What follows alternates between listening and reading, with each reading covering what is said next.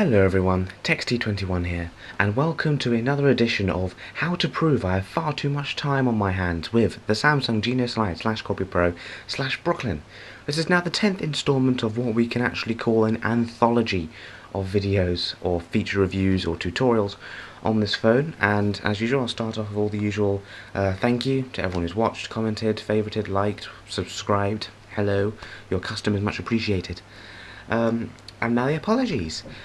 If you have seen my welcome to my channel video, you'll notice in the middle there's a nice little box there for quiz 2.1, not yet finished, and that's going to take ages. So basically it will come out when it comes out. It's just when it is finished, I hope you enjoy it. Of course you'll see it in your subs box or on my channel when it's finished. It's just taking a lot longer than I thought, because there are about 45 videos in total. Don't worry, it's not as bad as it sounds. And in the way of responding to comments, I've been a bit slow recently because I've been organising, in case you don't know already, I'm hopefully going to university next year. And when I say next year, I mean this year, September. So I've been getting that all done, and don't worry, it's all out of the way and done now, so I'm back to normal. It's just college work to get out of the way now. Yay. In this video, I'm using my laptop as my background because I've run out of colourful pieces of paper, and it's quite nice. So in this video, I'm going to have to battle with the sun because it's incredibly bright for once. We actually had decent weather.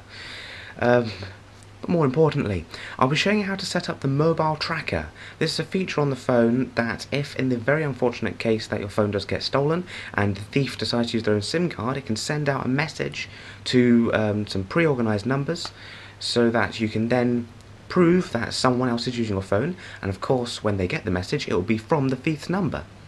So you can get your phone blocked, so everything's all hunky-dory.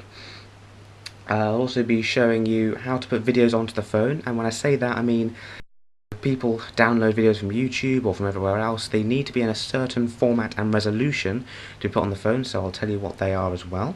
If you have watched all my videos, you notice there's been a lot of bleeping and blooping, and if it does get annoying, you can turn it off, and there are two more sound schemes as well.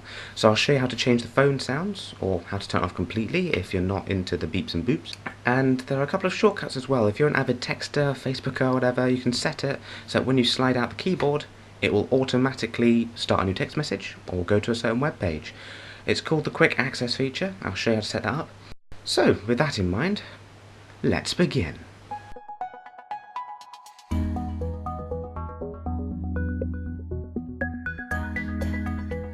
So first on the agenda, the mobile tracker.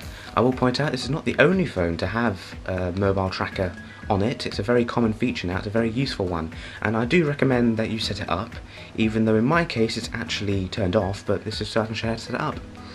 Go to menu, settings, scroll down to security, there it is, and right at the bottom, mobile tracker. You then need to enter in a password, like that. This is the password you use for privacy lock, for phone lock, and if you haven't entered a password before, if it does ask for a password, try typing in 0000 or 1234. Hopefully one of those default codes should work. And then you press confirm, and if you've got the right password, you're in. So of course you turn mobile tracker on, and then here you've got certain details you need to set up. So recipients. So here I believe it's up to 3. You can either tap here, type in a number, you can go to your recent calls or logs, you've got phone book and groups. So here's where you put in the numbers, so maybe your parent, a best friend, a work colleague, something like that. This is where the messages will be sent as soon as the fraudulent, you could say, SIM is put into the phone. So you do that and you click save. And then sender, you type in your name, because of course it's not from your number. So you put in your name, so you know, it will say who it's from at least. And finally it says at the bottom, message. You can't change that message. It just says keep this message, and it's true.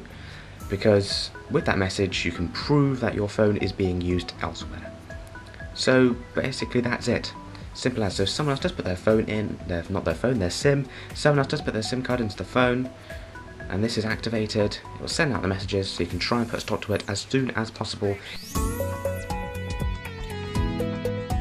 Next up, putting videos onto the phone.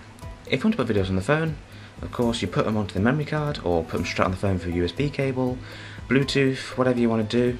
However, to get the videos to play on this phone, they need to be, ignoring the word ASA down here, they need to be in one of these formats: 3GP, MP4, WMV.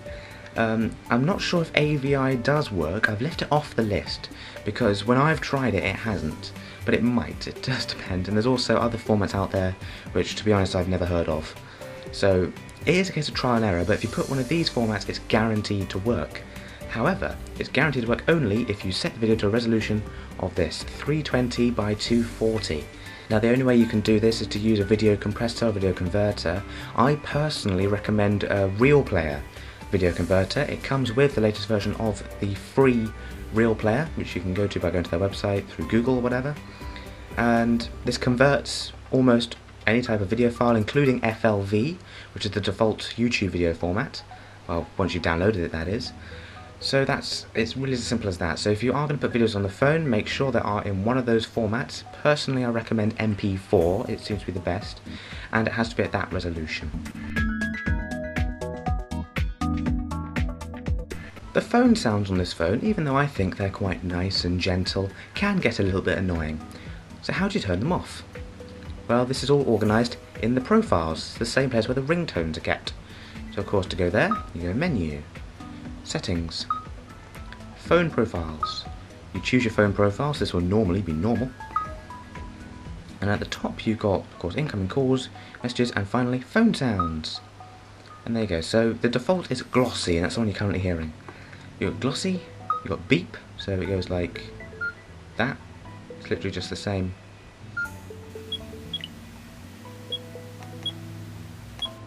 It's the same beep for everything, basically. Or, because of the lack of scroll bar, if you do scroll down, you also got one called Ticky, which is a bit like glossy, but half cooked.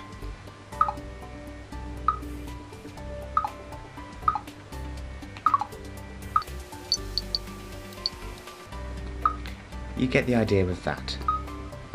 And if you are thinking of getting this phone and you are annoyed with the beep, just tell you there is an option there to turn it off. So to do that, go here, phone sound volume 0. There you go. No beeps at all.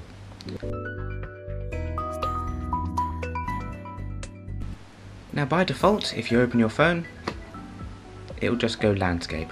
That's all. You can change that. There's a feature on here called Quick Access, where you can get the phone to go straight to a text message or a certain web page when you slide open the keyboard. Let's set this up. Menu, Settings, Phone Settings. And there it is, Quick Access. There you go. And then here you choose an option. So you've got at the moment none, so just go straight to landscape. Messaging and social tabs, create message, create email. Conversations, that's to go to your inbox. Facebook, MySpace, and the Instant Messenger Power Ring Go. Unfortunately, that's all you're limited to, but the option is there. So say if I wanted to start a new message as soon as I slide open the keyboard, I go create message, save.